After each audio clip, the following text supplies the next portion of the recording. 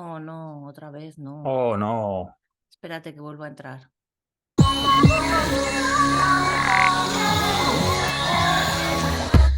Hola y bienvenidos a Cierra el libro al salir, un podcast de literatura en el que hablan los libros, las personas que los leen, las personas que los escriben. Y no estoy solo, por suerte para todas vosotras, no estoy solo en esta aventura, sino que me acompaña la poeta que no es Ana Vidal, Ana Vidal.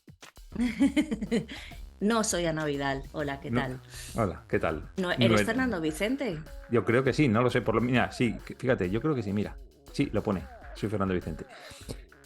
Ah, ¿Qué yo tal, me Ana? tendría que cambiar el nombre y decir no soy Ana Vidal, No ¿no? soy Ana Vidal. ¿Qué tal Bien, estás, Ana? bien. Es que me pasan cosas muy raras últimamente, pero no reconozco a mi hijo por la calle, no soy Ana Vidal. Bueno, como esto es un Bien. oído por ahí, muy oído por ahí, eso lo dejaremos para otro, lo contaremos Y en otro porque ya no programa. tenemos oído por ahí. Esta semana, ¿no? O sea, que este Esta mes, ¿no? semana no. Este Sí, mes, ¿no? Pero eso no quiere decir que, que no hay algún día. que no haya. ¿Qué tenemos hoy, este mes?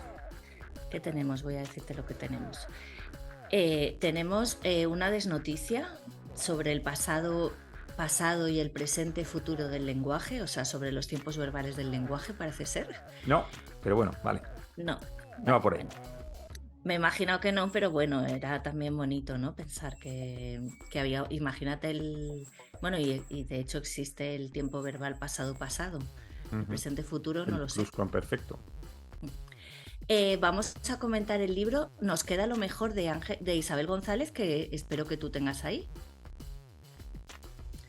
La reseña borgiana es sobre un plagiador italiano, Renzo Baselli.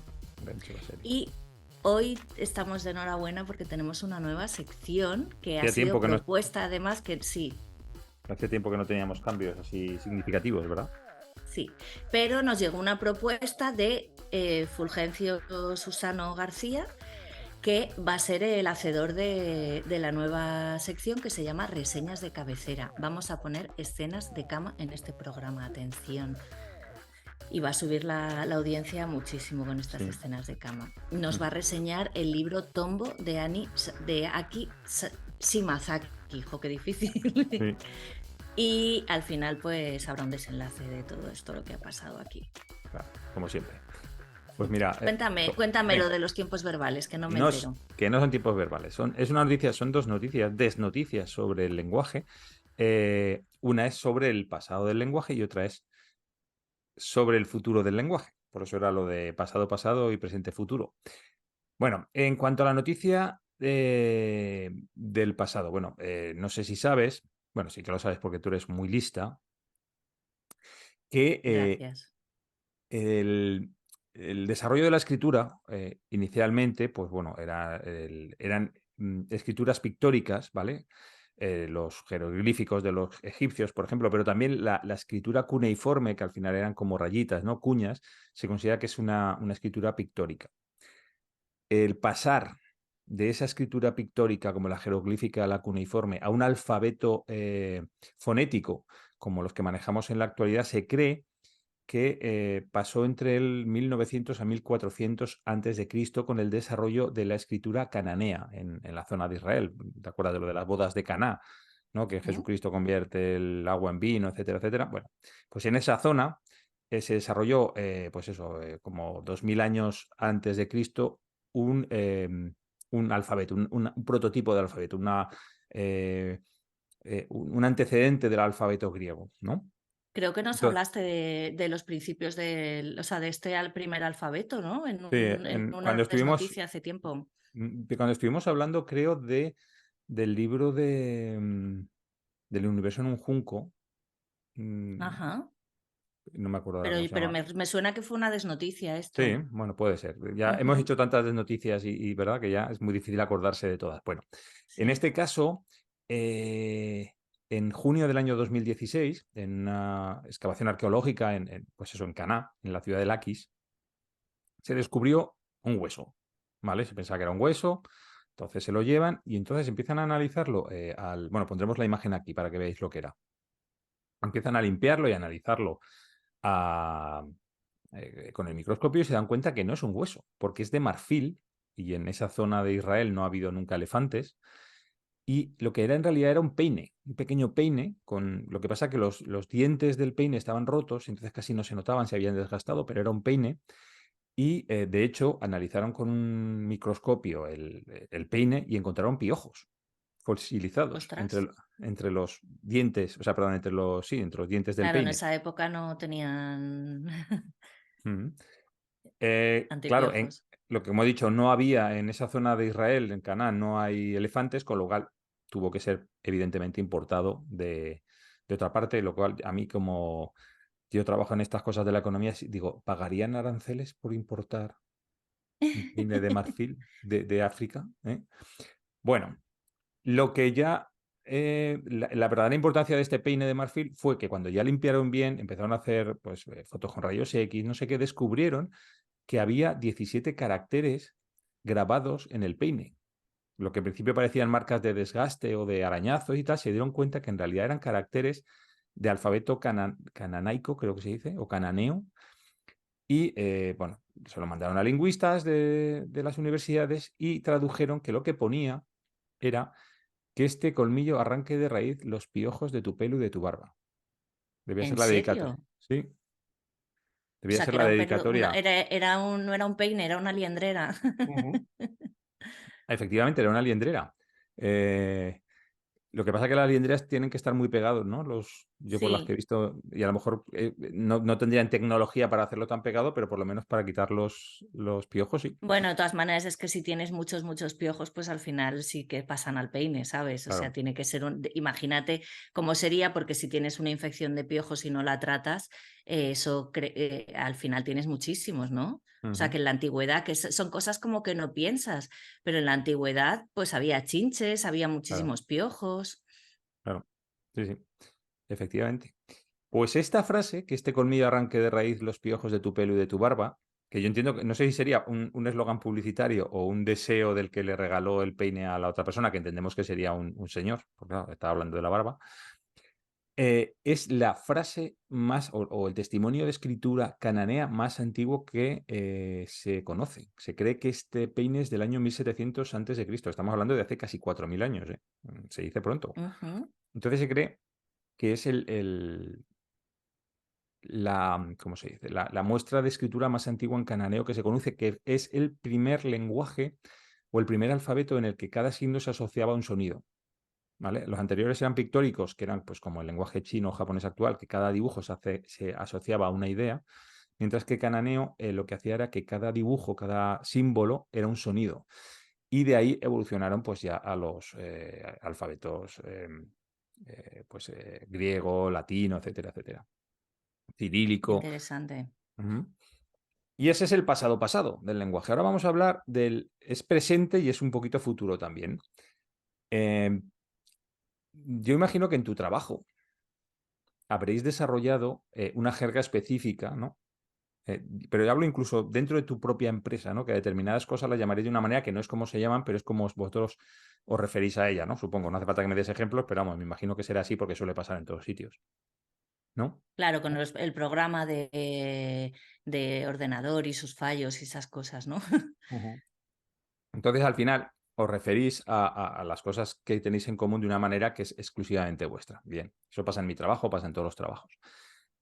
Unos científicos dijeron, vale, ¿hasta qué punto cambia el lenguaje en entornos aislados de seres humanos de distinto origen? Y dijeron, vamos a ver, pero necesitamos varias cosas. Que sea un entorno aislado, que lo podamos controlar, ¿vale? Y podamos analizar, y que además en ese entorno aislado no sea, por ejemplo, no sé, personas que están en el Amazonas, tribus indígenas, sino gente de muchos sitios para ver cómo cambia el lenguaje cuando se quedan aislados con otras gentes de otros sitios. ¿Vale? Y dijeron, Ujú. ¿dónde podemos encontrar esto? En la Antártida. La Antártida no tiene población nativa, no tiene residentes permanentes, pero sí hay mucho científico y personal de apoyo que vive allí de forma rotatoria. Normalmente pues viven 6 meses, 8 meses, pero de una manera aislada, claro, porque no pueden estar en la calle. Son colonias o establecimientos científicos en los cuales una serie de personas conviven grupos muy reducidos durante mucho tiempo sin tener comunicación con otras personas. De hecho, en la Antártida viven como 5.000 personas en verano y durante el invierno como 1.000. Bueno, pues hubo unos científicos que dijeron, vale, vamos a coger a un grupo de científicos que estaban allí pues, estudiando lo que fuera, la biodiversidad, el clima o lo que sea. Una universidad de Múnich cogió a 11 personas que estaban invernando en la base británica, ¿vale? Hibernando. Hibernando, lo llaman invernantes, claro, porque pasan el invierno allí. Ah, vale, porque hibernar es cuando duermes, es lo que hacen los osos. Sí, invernar, más que Vale, hibernar, vale, vale. invernar. Había 8 ingleses de diversas partes de Inglaterra, había un estadounidense, un alemán y un islandés. Claro, todos ellos hablando en inglés. Entonces, lo que les dijeron es que grabaran una conversación cuando llegaran y luego y grabaciones sueltas de su voz leyendo un texto. Bueno, leyendo un texto o hablando simplemente más que leyendo. Y luego cada mes les pedían que volvieran a grabarse en una conversación con todo el grupo y por separado, ¿no? Durante Ujú. esos meses de invierno realmente no salieron de la base, el contacto que tenían con la gente del exterior era muy reducida. Entonces, lo que se dieron cuenta al final del estudio, ¿no? Cuando pasaron los 4 meses de invierno, los 5 meses, es que ese grupo empezó a hacer las vocales más largas, ¿vale? Al hablar en inglés, tendían a alargar mucho las vocales, ¿no? De hecho, decían que, por ejemplo, técnicamente, los residentes, el sonido O, en inglés, que es con un poquito O, ¿no? El O eh, lo empezaban a pronunciar en la parte delantera de la boca en lugar de en la parte posterior de la boca, que es como nativamente lo hacen los ingleses. Bueno, los ingleses, los anglosajones. Eran cambios sutiles, pero claro, estamos hablando que eran poco tiempo, pero eran lo suficientemente importantes como para que se pudieran detectar y medir acústicamente. Entonces se dieron cuenta que en un grupo pequeño de hablantes, aislados un tiempo, cambia la forma de pronunciar las palabras. Y de hecho luego lo que siguieron estudiando es si cuando esos investigadores volvieron a su tierra de origen, a sus familias, a su entorno social de origen, se influían en los demás en la pronunciación y se dieron cuenta que con matices, en algunos casos, las personas con las que convivían empezaron a alargar también las vocales, ¿no? Eh, entonces, de hecho, si convivieran durante suficiente tiempo en la Antártida, serían capaces de desarrollar nuevos acentos que no tienen en ningún otro país y en un tiempo muchísimo más largo, estamos hablando de generaciones, incluso un idioma, porque claro, empezarían a crear palabras nuevas, empezarían a Claro. crear sonidos nuevos y estructuras gramaticales nuevas, adaptadas a lo que en ese momento necesitaban. Pues no sé, imagino que si tienen que salir en un entorno, pues si hay viento mucho más ruidoso, pues vocales más abiertas, sonidos más fuertes para llamarse unos a otros, no lo sé, estoy elucubrando, ¿vale? Ujú. Eh, ¿Y todo esto por qué venía? Porque esa universidad realmente lo que quería investigar era qué tiempo necesitaría el ser humano que fuera a Marte para cambiar el lenguaje que estaban hablando. Claro, lo que te digo, en 4 meses notaron cambios en los acentos, cambios en la pronunciación de las vocales, incluso algún neologismo. Pues ellos esperaban que una colonia humana en Marte acabara, al cabo de generaciones, generando un lenguaje distinto al original de los astronautas que fueran allí. Y ese será el futuro, que cuando Interesante. Y una pregunta, ¿no puede ser que lo de las vocales más largas fuera porque uno de ellos las pronunciaba así, lo típico que se te pega la forma de hablar de otra persona? Cuando estás mucho tiempo con una persona, ya. se te acaba pegando su forma de hablar. Y entonces, si tú y yo conviviéramos de repente unos meses, cambiaría nuestra forma de hablar. La tuya se Ujú. parecería más a la mía y la mía incluso cambiaríamos nosotros y nos pareceríamos. Sí, Que eso también pasa, como el perro, ¿no? Se te acaba pareciendo. yo imagino que sí que eso influye y que por eso les pedían muestras de su forma de hablar Claro. por separado, ¿no? Para ver si había sido alguno de ellos el que había Mm. influido en la forma de desarrollarse los demás. Y yo creo que si algún día llegamos a Marte y establecemos colonias allí de una manera permanente, allí será mucho más exagerado ese cambio, porque aparte de estar mucho más aislados, Claro. las conversaciones con la Tierra están muy lejos, es decir, tardan mucho en llegar nuestros mensajes, tardan mucho en volver, van a Mm. ser más escasas y probablemente sean electrónicas, pero además las condiciones físicas del planeta son diferentes. ellos, claro, no pueden salir ¿cómo se dice? No pueden salir a respirar aire fuera de las bases en Marte. Van a ir siempre con trajes presurizados. Yo imagino que la presión del aire en tus propias cuerdas vocales tiene que afectar a la forma Claro, de que claro, vibren, claro, también, sí.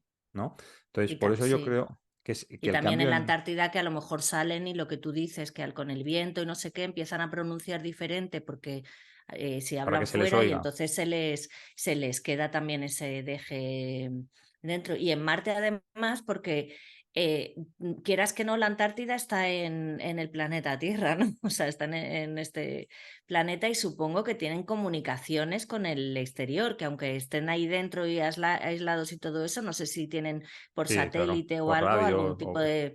Claro, entonces si de repente hay algo que no saben nombrar, pueden buscarlo. Claro. O sea, porque te surgen situaciones nuevas en que a lo mejor te falta una palabra, pues a lo mejor lo puedes buscar en un estudio o en, yo qué sé, en un diccionario, ¿no? Pero si estás en Marte, tienes lo que tienes. Y si de repente empiezan a pasar cosas que no estaban contempladas, tienes que inventarte palabras, ¿no? También. Ujú.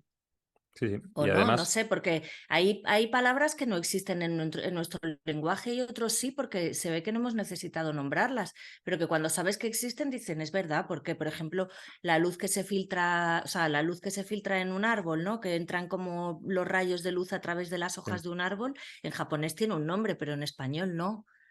¿Por qué no sí, tenemos un nombre para eso? ¿Sabes? Es como que no nos hemos fijado en ese detalle, claro. pero Y yo también imagino que lo que dices tú, que será al principio el nombrar esos objetos o esas situaciones en muchos casos será como muy fonético, porque cuando les pase algo en Marte que no puedan equiparar a nada de lo que de lo que pueda ocurrir en la Tierra, y por ejemplo que tenga un sonido, tenderán, sobre todo los que en inglés, que es como un muy, ¿cómo se dice? Es un lenguaje ¿cómo se dice cuando está sonando? Por ejemplo, decir guau guau o miau. onomatopéyico. Eso es, que es un lenguaje como muy onomatopéyico. Empezarán a inventarse palabras y sonidos para intentar reflejar los sonidos que escuchen allí, que además, debido a la falta de aire, debido a, pues a la presión, etcétera, sonarán diferentes también que aquí. El mismo objeto sonará de una manera diferente en Marte que aquí. Y yo creo que se irán Mm. adaptando y irán cambiando el lenguaje. Entonces, lo que podría ocurrir es como a veces pasa en las películas, que se aíslen totalmente del planeta Tierra y al cabo de generaciones no seamos capaces de entenderlos.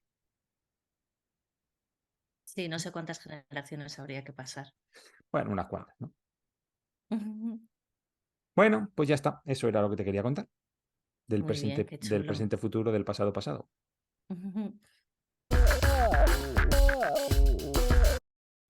Bueno, Ana, no sé si sabes que yo soy muy de Isabel González y yo creo que es por fin la primera vez que vamos a hablar de ella o de un libro de ella, más que de ella, de un libro de ella, eh, en, en Cierra el libro al salir. Y vamos a hablar de un libro, que es este libro, que lo ha publicado este año, ¿no? Sí, 2023, que se llama Nos queda lo mejor, y que es un libro de cuentos. O sea, ella ha tenido, bueno, en general ha tenido más libros de cuentos que otra cosa, pero también ha publicado una novela, pero esto es su último libro de cuentos. Pues cuéntanos un poquito quién es Isabel González. Sí, Isabel González ha publicado Casi tan salvaje, que son cuentos, publica en Páginas de Espuma, aparte de lo que hizo con el grupo de escritura, ay, ¿cómo se llamaban las cuatro Las escritoras? microlocas. Eso, con las microlocas, en solitario, ha cantado Casi tan salvaje, que es un ¿Ha libro de cantado? cuentos, y ha ¿Ha cantado, ca- sí, porque es como los grupos de música que ahí Ah, sale una solista. vale, vale. Mil mamíferos ciegos, que es la novela, y este libro de cuentos nos queda lo mejor. Isabel González creció en una gasolinera de un pueblo de Zaragoza, Egea de los Caballeros. Es escritora autodidacta. En 2012 publicó Casi tan salvaje en Páginas de Espuma también, un volumen de relatos de ritmo trepidante, quiebros y sorpresas que anulan al lector la capacidad de reacción, tan elaborado como extrañamente visceral, se ha dicho de este libro. En palabras de Manuel Hidalgo. Exploró las vías de la escritura colectiva con La aldea de F, punto de partida 2013, una obra fragmentaria a 8 manos y en pelos de Páginas de Espuma del 2016. Esto fue lo que hizo con Las microlocas. Ujú. Su vocación experimental la llevó a escribir 2 libros ilustrados entre lo infantil y lo adulto, El caballo del malo, qué título más bueno, Sí. Zenlit Ediciones 2015 y el mismo, Mil razones 2017. En 2017 también publicó su novela Mil mamíferos ciegos y fue incluida por cátedra entre los autores más representativos del relato breve contemporáneo en cuento español actual 1992. 1992-2012. Se me ha olvidado decirlo. Los años. Los años del siglo pasado. Profesionalmente se dedica a diseñar infografías para medios de comunicación y de manera aficionada dibuja y recoge objetos de la basura para crear ensamblajes poéticos. Mm. Muy chulos, por cierto. Bueno, pues lo que vamos a Sí, hablar es de este libro. sí. Este libro, si quieres, habla tú de la estructura del libro. Vale. Bueno, el libro son cuentos y concretamente son 12 cuentos. Son 12 cuentos porque es un repaso, bueno, ella lo ha establecido en, bueno, lo voy a poner aquí, verano, otoño, invierno, primavera. Verano, otoño, invierno, primavera. Empieza el libro de cuentos en junio, acaba en mayo, pero realmente no sé si tiene algo que ver. Vamos, tendría que hacer mirarlo, pero yo creo que no tiene mucho Yo que ver, tampoco, es ¿no? que además tengo apuntado eso. Bueno, este libro me lo compré en Madrid, en la librería Rafael Alberti. Ujú. Nos lo Eh, compraste porque es este ejemplar el que sí, compraste. lo compré en Madrid en la librería Rafael Alberti, lo leí y se lo envié a Fernando para que lo pudiéramos leer los dos para el podcast. Yo no me pasa lo mismo, que no tengo ni idea de si hay alguna referencia realmente a los meses. Dices que empieza en junio. Empieza en junio y acaba en mayo. Sí que es cierto que el primer relato, que es el Frenó, volvió a frenar, que es de Mm. una, bueno, de una protagonista que va por la carretera y, en fin, ve un animal. Bueno, sí que tiene pinta de ser, puede ser, hay una oveja también, me parece, al final. Y los dos Y- siguientes también, porque el de la piscina es en julio, el sí, de las mujeres en la piscina, y en agosto es el de la sandía, sí, en mitad de la huerta. Entonces sí. sí que son relatos en ese momento. Luego ya, Luego ya, pues. no sé, lo tendría que ver. En general, si has leído a Isabel González, este relato, o sea, este libro es un poquito más es sorprendente en el sentido de que es mucho más humorístico y mucho más costumbrista. Eh, el libro este al que hemos hecho referencia, que fue Casi tan salvaje, Mm, Casi tan salvaje, tiene mucho microrrelato, muy chocante, muy sorprendente, muy brutal, ¿no? Y en este libro es como mucho más costumbrista, como has dicho tú, pues bueno, el primer cuento es sobre una mujer que va por la carretera y, bueno, tiene un accidente con una oveja. En el círculo hace una referencia, eso es una cosa como muy de pueblo. También ella habla, o sea, que vive en Madrid, pero habla mucho de su pueblo, o sea, ya se considera una mujer de, pues eso, de su pueblo, de Jaén de los Caballeros, y lo nombra, de hecho, va mucho por allí. Y ese, el círculo que se refiere a las mujeres en la piscina, ¿no? Que es como el Senado, ¿no? El Consejo de los Ancianos de la antigua Roma, ¿no? Pues, pero de mujeres. Es una cosa muy rural. Eso, no sé, en las capitales es mucho más complicado. Imagino que ahí en Canarias, pues bueno, en vuestro modo de hacer las cosas también existirá, pues eso, ¿no? Lo típico que están. De hecho, yo, en mi urbanización, que hay piscina, donde yo vivo, existe ese círculo. No son exactamente solo mujeres mayores, porque hay de todo, pero hay como un círculo allí en el césped que hablan en círculo y siempre están las mismas en los mismos lugares. Bueno, pues se refiere a eso. Entonces, eso es como muy costumbrista, muy ujú. y tiene un humor bastante socarrón, en algunos puntos es muy aragonés, tiene expresiones, porque leyéndolo me di cuenta que son aragonesas y palabras Ujú, aragonesas, entonces como muy vuelta a los orígenes, ¿no? Ella misma dice que este libro sí que le han dicho que tiene como mucho más humor, tiene un punto más humorístico, aunque ella cree que ese humor, aunque más irónico, lo ha tenido siempre. Lo que pasa antes era un humor más oscuro, más negro, más irónico, y ahora es, en este caso, en este libro, es como más explícito, ¿no? Porque, ujú. bueno, es lo que estamos hablando ese. Luego el de las sandías que has dicho tú, eh, tenía que haberlo repasado, la verdad. El de las sandías está como una mujer embarazada, se Sí. va con su huerto, con su primo a la huerta por una sandía y ella se hunde porque ella pesa mucho con el bebé. Y entonces él coge una sandía y cuando él corta la sandía, ella rompe aguas. O sea, es como una especie de, no sé, de como si la sandía fuera la barriga, ¿no? Porque Sí. de hecho una barriga embarazada tiene forma casi de una sandía grande, ¿no? Sí. Y Guay. a mí lo que me ha sorprendido de estos cuentos, sin entrar tanto en... Ese también es bastante costumbrista, ¿no? O sea, una huerta, la huerta en verano, Ujú, las sandías, ¿no? Que coges tus propias cosas de tu huerta y tal. Que a mí la sensación que me ha dado Isabel González también es profesora de escritura, ha sido profesora de microrrelato, no sé si lo sigue siendo, pero ha sido profesora de microrrelato mucho tiempo en la Escuela de Escritores y tiene, y ahí conozco a varios autores, como por ejemplo Arantxa Portavales, que es una escritora de mucho éxito, una escritora gallega ujú. de mucho éxito, que está publicando y vendiendo mucho y tal, que es alumna de Isabel González y se hablan maravillas de Isabel González como profesora. A mí la sensación que me ha dejado mucho cuando terminaba un cuento era como, ¿puedes escribir un cuento sobre esto? Puedes.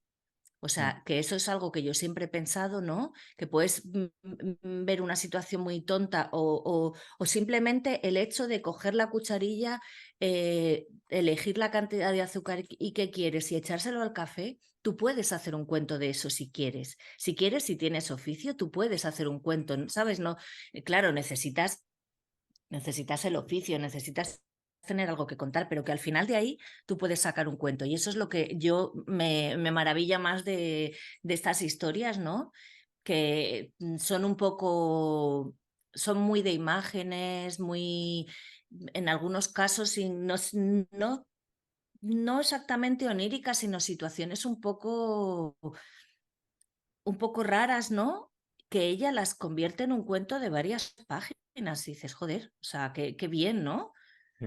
Situaciones, hay por ejemplo uno de los cuentos que creo que se llama Gracias por no mandarme a la mierda, que es sobre un grupo de Sí, amigas que están reunidas en una cafetería o tomando un café o en un bar o algo así, ¿no? Y hay un señor que va pidiendo, se acerca a todas las mesas y lo primero que les dice, ¿no? Es gracias por no mandarme a la mierda, no sé qué, bueno.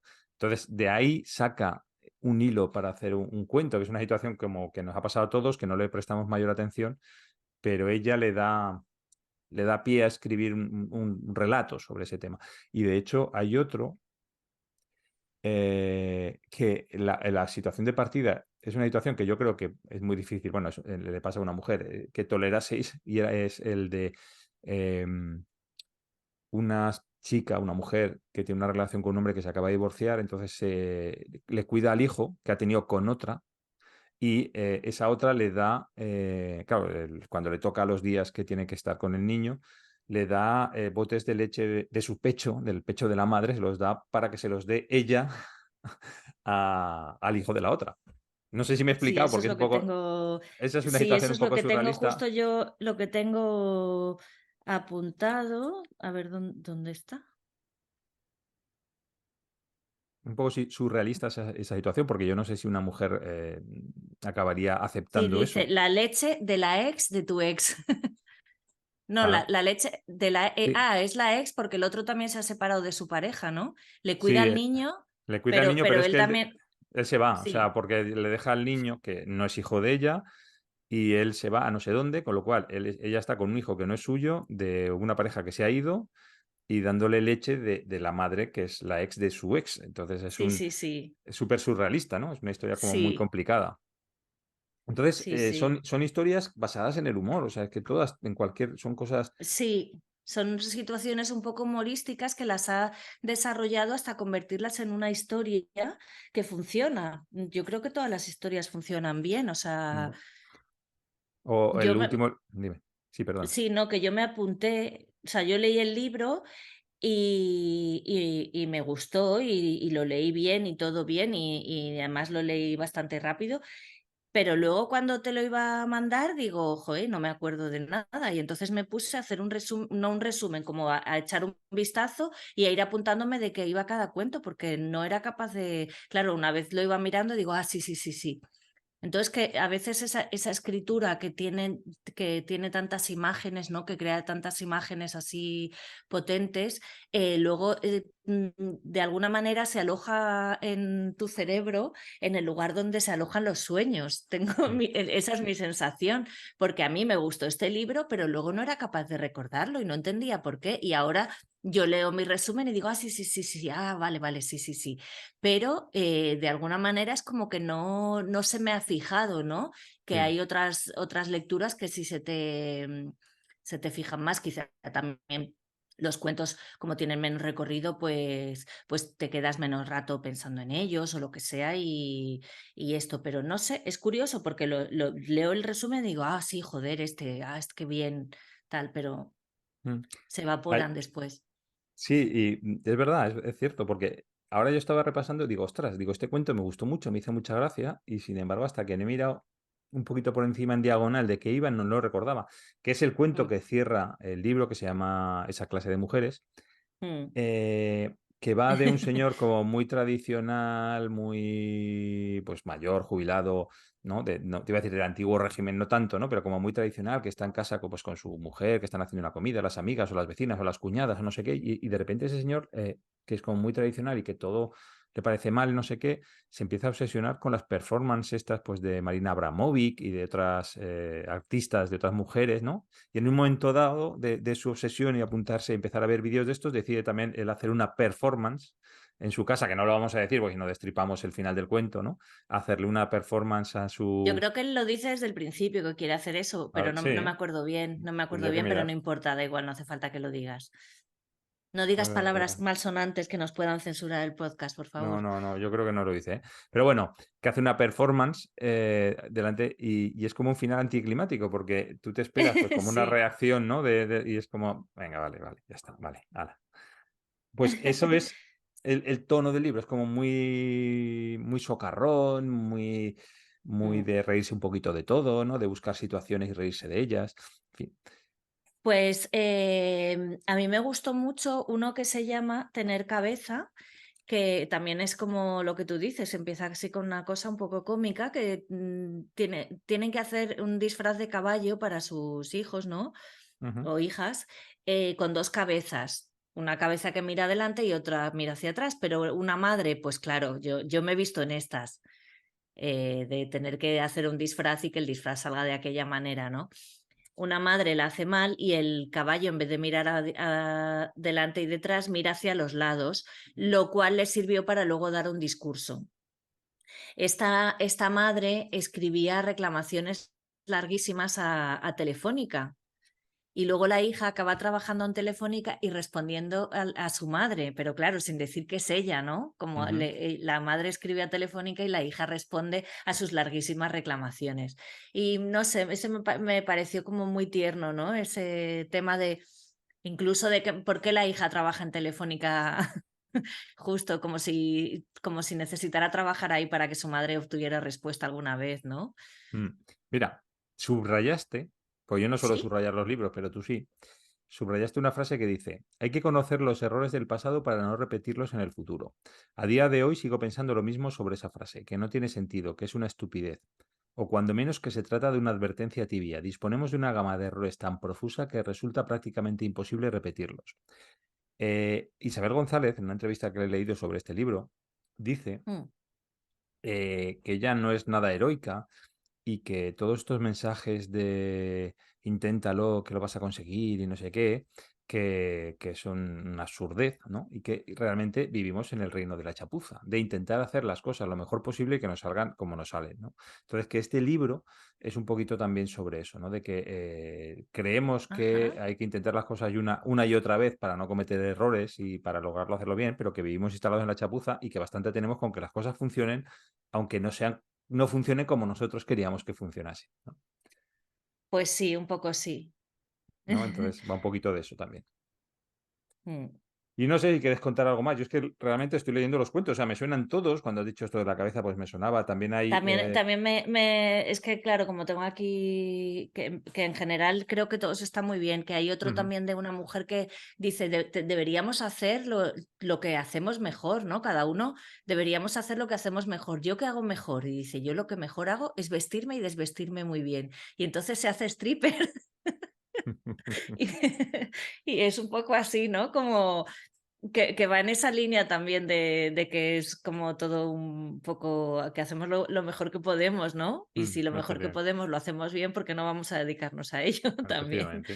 Que A mí, eso por... me hizo plantearme, ¿y yo qué es lo que hago mejor? O sea, yo, por tú lo ejemplo, haces lo que todo mejor bien. hago no, yo lo que mejor hago es perder el tiempo. Eso es lo que mejor hago. ¿Qué trabajo hay en el que, no sé, debería trabajar que debería trabajar en Cronus, ¿no? Bueno, Cronus precisamente es como se llama una cosa de mi trabajo. No, pero que, por ejemplo, tú podrías coger y decir a la gente, mire, usted pierde mucho el tiempo y no está siendo productivo. Yo, deme su tiempo, lo pierdo yo por usted y usted dedica su tiempo a lo que tiene que hacer, a trabajar, a escribir, a leer, a viajar, lo que sea. Y yo el tiempo lo pierdo por usted. Deme su tiempo y yo pierdo su tiempo. Entonces te Sí. dedicas una perdedora de tiempo, ¿no? Mm. A mí hay un relato, por ejemplo, También, que me hizo... también podría probar colchones.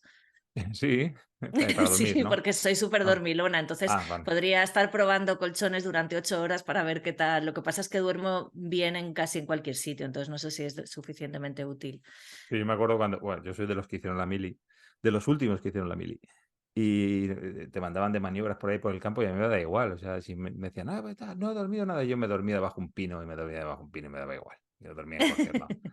Que hay un relato que me hace mucha gracia porque además me pareció como muy autobiográfico. Digo, esto seguro que es algo que les ha pasado, ¿no? De una familia que va por la carretera, entonces no sé qué les pasa con un Ay, camión, que sí, les tiran también. algo y entonces luego se paran en la gasolinera y encuentran al camionero, ¿no? Que les había tirado algo. Bueno, no me acuerdo exactamente cómo era la historia, pero lo vas leyendo y dices, esto les ha pasado. Esto iba la familia con la carretera y esto les ha pasado, seguro.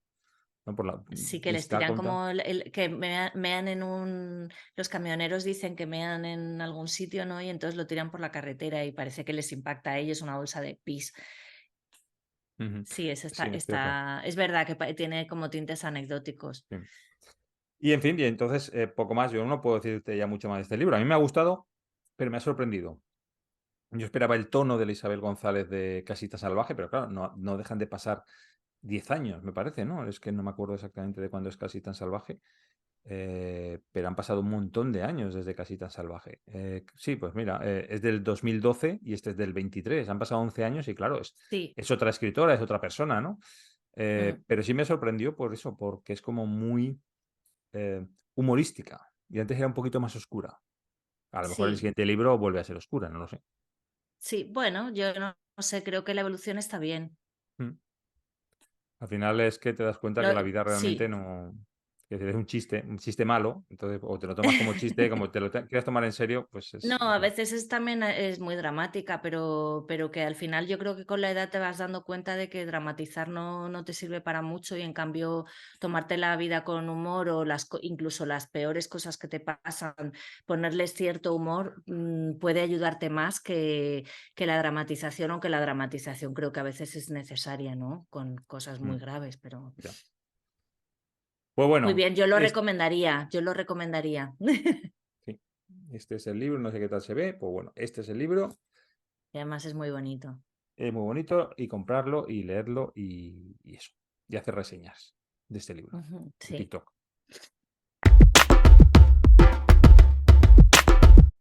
Bueno, Ana, este mes te has encargado tú de localizar un libro extraño del cual hablarnos y es sobre plagiadores o sobre un plagiador concretamente.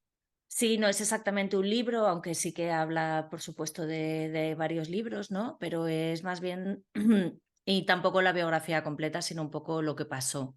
Ujú, Renzo Baselli nació en Rimini en el año 38 y murió en Londres en 2012. Tuvo mucho éxito en Italia con una novela en el año 68, con la novela Los días verdaderos, y eso pues le dio un poco la llave de entrada a la vida literaria del país, ¿no? Tú sabes que ya pues entras en el círculo de cultural, que yo no sé si eso, todavía no sé si eso es bueno o es malo, pero No, porque a veces te quita mucho tiempo Mm. para escribir, si es lo que te gusta escribir. Eso se lo oí decir a Aramburu, que Y la vida cuando literaria, la vida cultural quita tiempo para lo que realmente le gusta a él, que es sentarse a escribir, pero bueno, que también le da de comer. Bueno, pues en los años 70 fue jurado en el concurso de novela Elio Vittorino, en honor al novelista antifascista que falleció en el 66. El concurso se celebró más o menos entre los años 70 y 80, era de carácter anual y tampoco tenía mucha dotación económica. Y entonces lo que sí te publicaban, el libro ganador, pues lo publicaban, ¿no? Entonces se presentaban pues lo típico, se presentaban autores noveles que querían publicar su primer libro, ¿no? Porque además en los años 70 me imagino que el mercado literario pues tendría como más dificultades a lo mejor que ahora. Ahora Ujú. siempre puedes acudir a Amazon y autopublicarte. Sí, Y bueno, esto también como que a veces cuando te presentas a un concurso piensas que qué va a pasar con tu relato después, ¿no? Que tienes que mirarte bien la letra pequeña, no vaya a ser que se queden con los derechos, porque hay concursos en que luego publican muchos relatos en un libro, sobre todo pues cuando es de poesía o de microrrelato o algo así, pues a lo mejor pierdes tus derechos al presentar un texto, pues un poco qué pasa, ¿no? Y luego también hay otra cosa, es que si esto era un concurso de novela, o sea, que no te lo iban, si no te lo publicaban, pues los derechos eran tuyos. Pero si mandas una novela a un concurso y no quedas ni finalista ni nada, a veces pierdes un poco de ilusión con eso con que ese has texto. escrito, ¿no? Ujú. Y ya, pues a lo mejor no lo intentas mover de otra manera y tal. El caso es que en los años 70 este escritor, Renzo Baselli, publicó varias obras de mucho éxito, como Es mejor de noche, Panteras ciegas, La luz lo impide y No fui yo. No, no te sonará ninguna porque no se pueden encontrar. A finales de los años 70 se le acusó de plagio por la novela Detrás de los ciegos. Uno de los escritores que había concursado en el Elio Vittorino dijo que aunque la trama de la novela no era exacta, había muchos elementos que se asemejaban a la que él presentó al concurso y que no había quedado ni había ni había ganado ni había quedado finalista. Entonces, un poco esto, pues, bueno, el autor dijo que la novela era suya completamente y hubo pues un rifirrafe ahí, que si es tuya, que si no es, que si tal, que si cual, que no pasó nada, no llegó a pasar nada porque no se podía demostrar, pero que lo que sí que hizo fue que otros escritores otros escritores que se habían presentado al concurso se enteraran y empezaran a leerse las novelas de Renzo Baselli, ¿no? Ujú. Como de, este copia novelas y tal, pues empezaron a leerse las novelas y consiguieron probar que otras novelas sí que eran un plagio muy claro de las obras presentadas a concurso. Y esto hizo que se revisara no solo la obra de Renzo, sino de otros jurados de concurso. Y fue muy interesante porque lo que ocurrió es que los escritores italianos comenzaron a leerse entre unos a otros, ¿no? Que a veces uno no es como no es profeta en su tierra, ¿no? Comenzaron a leerse y analizar la obra de otros escritores italianos, pero con el fin de hallar el plagio. No te creas que porque qué interesante este autor ni nada.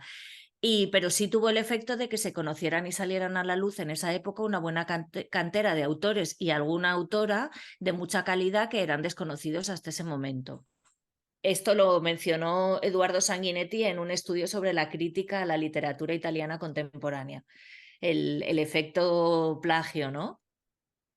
Bueno, las obras de Renzo Baselli que te dije antes se retiraron del mercado y tuvo que abandonar la publicación tuvo que abonar la publicación de esas obras a nombre de sus autores. Esa fue La la condena. condena, digamos, fue pagar la publicación de las obras, excepto Detrás de los ciegos, que fue la que motivó todo esto, porque tras estudiar los diferentes plagios que había realizado, se vio que cuando plagiaba, plagiaba y que esta en realidad es que no lo había plagiado, ¿sabes? Que no encontraron como que el tío había encontrado similitudes porque desconfiaba y tal, pero que en realidad pues esa no, que esa sí que era suya y además no era precisamente las que habían tenido más éxito.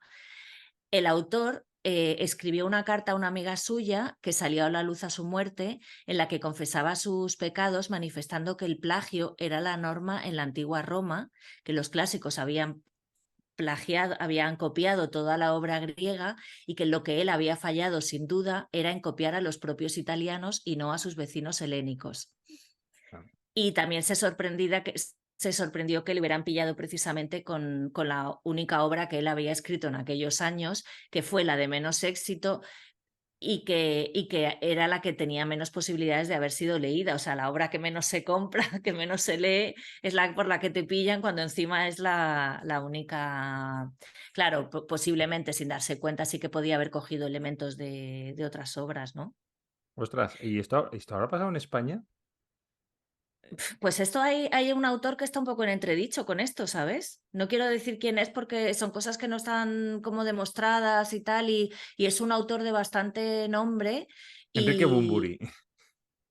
no, bueno, Enrique Bunbury, no, no, es un autor de un escritor Mm, y sí que hay quien le acusa de plagio, de haber plagiado y también, porque claro, es que también...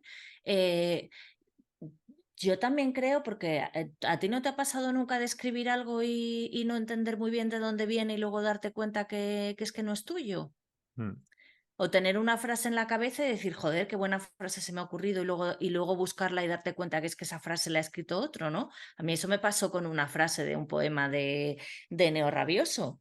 Y, y bueno, pues nada, pues ya está, pues me di cuenta, ¿no? Y entonces sí que siempre cuando se me ha instalado una frase en la cabeza sin saber muy bien a dónde viene, he tratado de buscar si era mía, porque ya, lo que lees se te mete dentro y no sabes de dónde viene. Entonces tú mm, luego puedes escribir una historia y que te salgan cosas de otras historias o de otros autores, ¿sabes?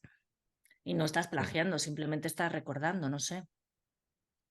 sí. Y si eres jurado de concursos, pues es que es inevitable que o sea, de repente te tienes que leer 100 novelas o, bueno, a lo mejor en Italia en los 70 se tenía que leer 10, me da igual, pero te lees 10 novelas, ¿tú te crees que nada de lo que hay escrito en esas novelas se te queda dentro? Como para Es- que luego pueda salir... ¿Y tú crees que escribimos algo que no se haya escrito antes? No, no, no lo creo. Al final, pues acabamos escribiendo siempre las mismas historias, y es que son las historias que hay, no puedes escribir otras, y no... era, ¿cómo se llama? Pop, Pop, eh, el que hacía, ¿no? Las 40 tipos de historia, o los 80 tipos, no me acuerdo quién era, que existen, de Ah, cuentos que existen, ¿no? Pues el héroe que va a hacer no sé qué, el héroe que hace no sé cuántas, el héroe que le sufre esto, ¿no? Pues al final es que las historias, bueno, como nosotros sabemos que todas las obras son Ulises, claro, todas son la Odisea, y todas salen de ahí. todas son la Odisea. ¿Sabes? Mm. Si te quieres remontar más, pues te vas al Gilgamesh, ¿no? De Persia, pero vamos, es lo mismo. Todas salen de lo mismo. Si Ujú. al final el ser humano viene contando. Pero el problema no es que vengamos contándole más historias, y no hay más historias que contar. Al final es la gracia con la que cada uno la cuenta. Claro, y es en lo que se fija cada uno, porque tus experiencias, o sea, tú y yo podemos contar la misma historia, o sea, de hecho hay ese ejercicio literario, ¿no? De contar una historia en que un hombre compra un ramo de flores para regalarle a su mujer, pero cuando va por la calle se lo entrega a otra persona. Esa historia la escribimos tú y yo, la vamos a desarrollar de manera diferente, o sea, van a pasar cosas en tu historia que no están en la mía y la podríamos escribir 100 personas diferentes y en ningún caso la historia sería la misma. Ujú, cierto. Pues me ha encantado del pobre, el hombre este. No sé si le costaría mucha pasta publicar los libros de los demás, pero No vamos. lo sé porque ya te digo que estamos en los años 70, no sé cuántas copias tuvo que publicar ni nada, seguramente sí, y de hecho se fue a vivir a Londres, se fue a vivir a Londres porque se fue de Italia, o sea, se murió en Londres porque es que después de esto se fue de Italia y no sé si dejaría la escritura, ya no sé mucho más de él. Pues Enzo Renzo, Renshaw, Renshaw. Renzo Baselli, con doble L. Que no le mandéis nada, por si acaso. Si es que no le No, que mandéis nada. ya murió. Ah, vale. Ni a Creo sus que no hijos se pueden tampoco. publicar libros desde la ultratumba. Bueno, eso habría que verlo.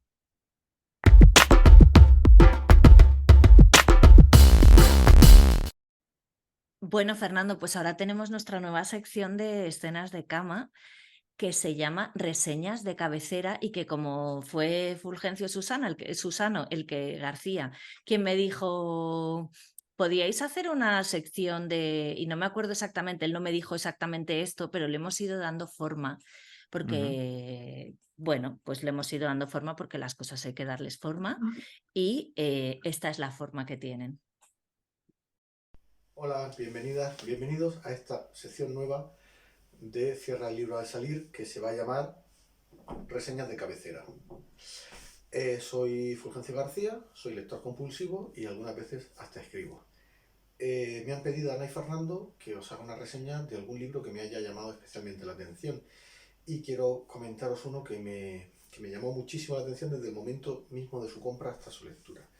Es de la autora japonesa canadiense Aki Shimazaki, Tombo. Mirad qué edición más bonita. De La Caja de Lacan, de SD Editions. La edición es muy bonita y luego os comentaré peculiaridades de la edición. ¿Por qué este libro de Aki Shimazaki? Bueno, lo primero es intentar contextualizar un poquito quién es esta autora. Esta autora nació en los años 50 en Japón, ya lo habéis adivinado por su nombre, emigró en los 80 a Canadá y terminó en el año 90-91 viviendo en Montreal, también en Canadá, como profesora de japonés para franceses y traductora al francés del japonés. Este detalle es muy importante porque ella decide escribir y publicar solo en francés. Fijaos que el japonés es una lengua muy compleja, con mucha simbología, con muchos símbolos, pero ella decide irse al francés, una lengua mucho más concreta y que en la traducción a otros idiomas es mucho más sencilla. ¿Qué es lo que pasa con esta mujer, con Aki Shimazaki? Bueno, pues que cuando comienza a publicar, ella tiene una serie de herencia cultural de su Japón de los años 50, 60 y 70 y tiene una serie de deudas pendientes, supongo, con su historia, con su cultura, y empieza a escribir toda su obra pues para poder explicarse a ella misma y explicarnos a los demás qué es lo que está pasando en Japón después de la Segunda Guerra Mundial. Como buena japonesa, es muy estructurada, muy organizada y escribe en pentalogías. ¿Por qué en pentalogías? Pues porque ella siempre intenta buscar un tema en común y buscarle distintos puntos de vista.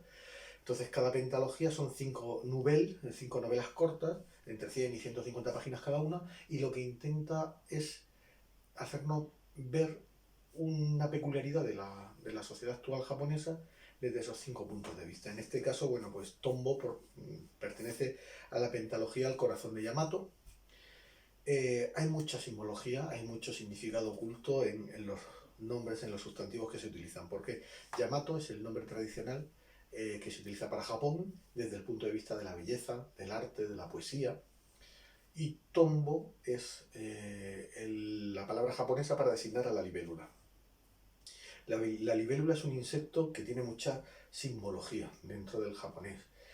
Si hablamos de los samuráis, la libélula es el animal que anuncia la victoria.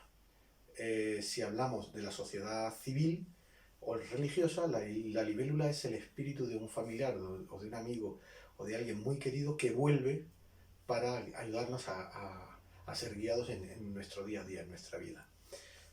Tombo, la libélula que viene a guiarnos desde el más allá, el espíritu de alguien que viene a guiarnos. En la pentalogía del corazón de Yamato, Shimazaki lo que pretende es hacernos poner el foco en uno de los mayores tabúes que hay en la sociedad japonesa actual, los matrimonios concertados y el suicidio. En esta obra no hay nadie que se haya suicidado. En esta obra hay un protagonista que es Nobu, un joven que decide abrir un yuku, una escuela japonesa, una academia. Él va a abrir una academia para ayudar a la gente a probar. Su mujer, que quiere montar un coro, le dice a Nobu que por favor contrate a un profesor de música y de piano. Y él lo contrata. Bueno, este profesor de música y de piano es un viejo conocido del padre de Nobu. El padre de Nobu se suicidó en otra obra anterior, en otro de los tomos anteriores, y se había suicidado porque no pudo casarse con la mujer que quería, porque le concertaron el matrimonio. Ya vemos que está tratando todos los temas ocultos, todos los temas que se ocultan en la sociedad japonesa. Bueno, pues esta aparición, este hombre que viene a esta academia, le empieza a explicar a Nobu qué es lo que ha pasado con su padre y descubre un nuevo significado en el suicidio de su padre y en su juventud. Bueno, si queréis leerla, yo os recomiendo que la leáis. Es una novela con una prosa delicadísima, exquisita, muy certera, muy centrada en lo que quiere contar. No hay ningún tipo de artificio, como todo buen japonés, frases muy cortitas, nada de adjetivos que te saquen de la narración. Y a mí, pues, bueno, me ha provocado el seguir buscando el resto de la pentalogía, los otros 4 tomos. Así que nada, espero que la leáis, espero que la disfrutéis y espero que podamos entender un poquito más cómo es la sociedad japonesa a través de su literatura. Ari Shimazaki, Tomo. Gracias. Hasta luego, Ana, Fernando. Hasta luego.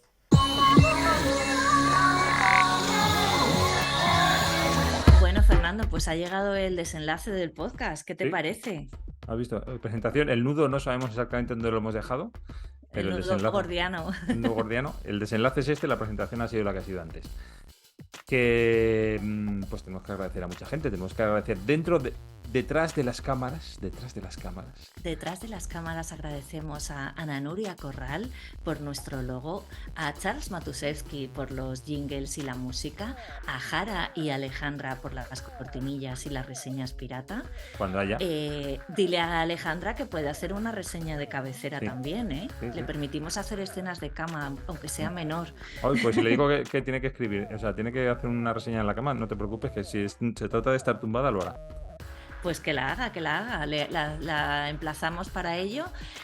Y creo que solo me queda darte las gracias a ti. No te falta nuestra traductora sincronizada, Ay, que sí, hace muchos que no le damos trabajo.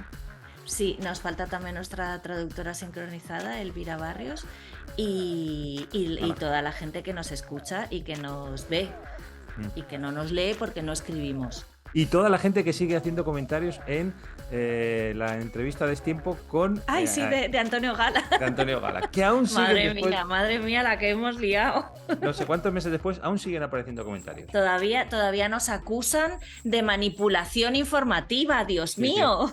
Sí, estamos todavía sufriendo. No sé a dónde puede llegar esto, pero tenemos 4.000 visitas o yo no sé, una barbaridad en comparación con las visitas que tenemos normalmente, que como mucho han pasado de las 100, ¿no? Uh-huh. No sé si en el caso de algún autor así con más renombre hemos tenido más. Bueno, muchísimas gracias, Fernando, por delinquir conmigo y con Antonio Gala. Y por estar aquí 58 meses. 58 meses, que es una barbaridad, ¿eh? Y los que ya nos conocíamos de antes, que nos hemos aguantado de antes. Qué pasada, es increíble, ¿eh? Cuando empezamos esto no pensábamos que íbamos a durar tanto. Sí. Esa frase se puede decir en muchos sitios. Y muchísimas gracias a ti, pues, por soportar esto, por ir aportando ideas, por ir innovando, por tus análisis de libros, que son una pasada. Es increíble cómo eres capaz de analizar un libro. Y algo nos queda por hacer. No sé si tienes por ahí algo para... Porque nunca... Mira lo que tengo para cerrar. Casi ni lo he podido abrir porque estoy con otras lecturas pendientes y tengo tantas ganas de hincarle el diente. Cuando lo termine te lo puedo mandar también. Y hacemos como con Isabel González, compartimos libro. Entonces tú puedes cerrar a Isabel González y yo a lo Ituzun, que seguro que son de páginas de espuma, sí. Esta sección está patrocinada por Páginas de Espuma. La despedida está patrocinada por Páginas de Espuma. Bueno, pues cierra el libro al salir. Adiós. Adiós.